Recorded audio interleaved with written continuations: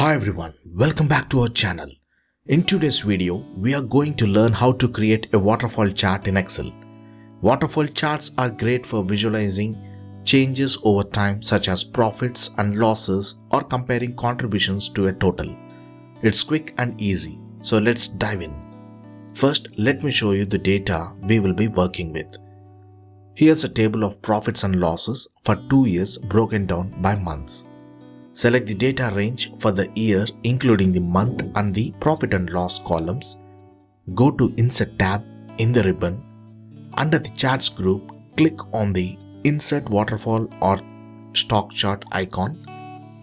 Choose the Waterfall Chart option from the drop-down. Excel will now insert a beautiful waterfall chart for you. Once your chart is created, you can customize it to make it more appealing.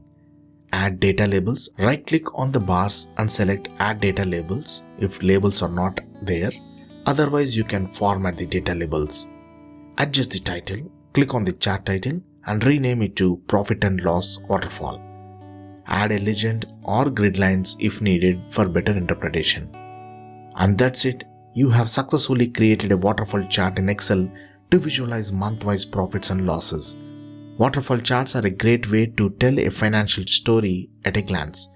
If you found this tutorial helpful, don't forget to like, subscribe and comment below with your thoughts or questions. Thank you for watching and I will see you in the next video. Bye for now.